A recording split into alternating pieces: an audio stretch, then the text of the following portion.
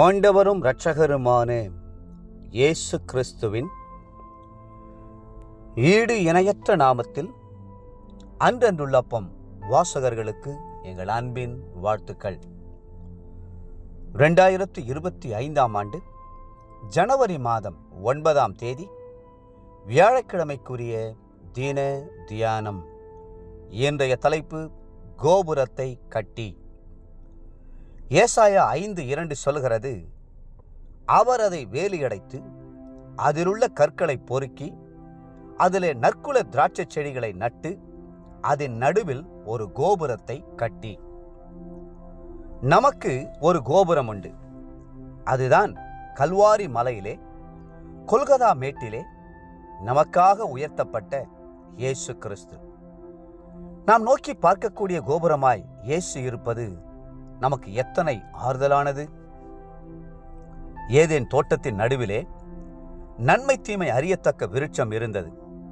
அந்த விருட்சத்தினால் வந்த பாவத்தை நீக்க அவர்கள் நடுவிலே தேவன் கோபுரமானார்.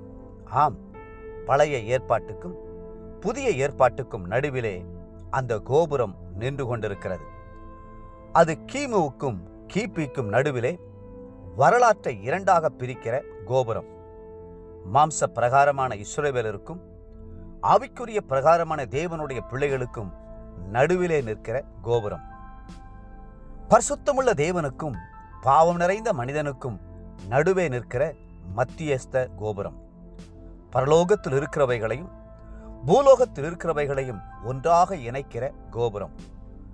பூமியில் உள்ள மக்களுக்கு மனுஷகுமாரனாகவும் பரலோகத்தில் இருக்கிற தூதர்களுக்கு தேவகுமாரனாகவும் நின்று ஏணியாக காணப்படுகிற கோபுரம். புறஜாதியாருக்கும் இஸ்ரவேலருக்கு நடுவே நின்று இருதிறத்தாரையும் ஒன்றாய் இணைக்கிற கோபுரம். இந்த கல்வாரி சிலுவையை நோக்கி பாருங்கள். இயேசு நமக்காக தம்மையே அர்ப்பணித்து அடிமையின் ரூபம் எடுத்தார். நம்மை மேன்மையாய் உயர்த்துகிறவராய் இருக்கிறார். நம்மை ஐஸ்வர்யவான்கள் ஆக்கும்படி அடிமையின் ரூபம் எடுத்த அவர் தரித்திரத்திலிருந்து உயர்த்தி நம்மை ஐஸ்வர்யவான்களாக்கினார்.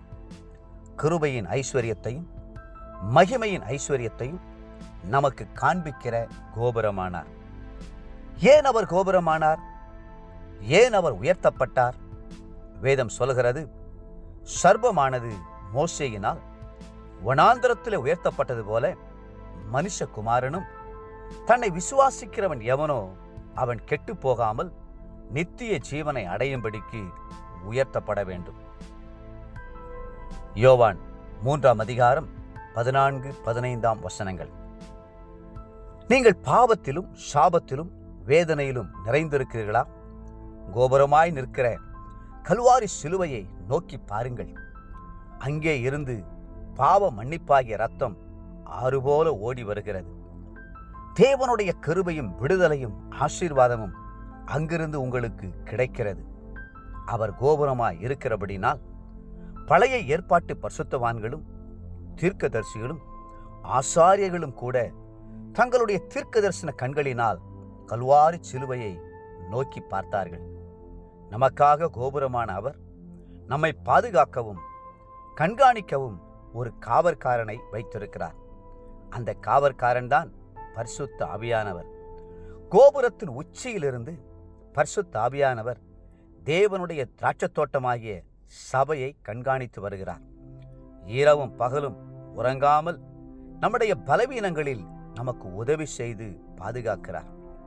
கோபுரமான கிறிஸ்துவையும் கோபுரத்தின் மேல் காவற்காரனாகிய பரிசுத்த ஆவியானவரையும் நமக்கு தந்த தேவனை ஸ்தோத்தரியுங்கள். இன்றைய நினைவிற்கு 121ஆம் சங்கீதம் 4-5 வசனங்கள். இதோ இஸ்ரவேலை காக்கிறவர் உறங்குவதுமில்லை தூங்குகிறதுமில்லை. கர்த்தர் உன்னை காக்கிறவர். கர்த்தர் உன் வலது பக்கத்திலே உனக்கு நிழலாயிருக்கிறார். இன்றைய வேத வாசிப்பு காலை ஆதியாகமம் 23 மற்றும் 24ஆம் அதிகாரங்கள். மாலை மத்தேயு 7ஆம் அதிகாரம்.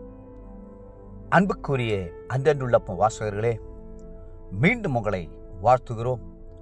உங்களுக்காக உயர்த்தப்பட்ட கோபுரமாகிய இயேசுவை நோக்கி பாருங்கள். கர்த்தர் தாமே உங்களை ஆசீர்வதித்து மென்மேலும் உயர்த்துவாராக. ஆமென்.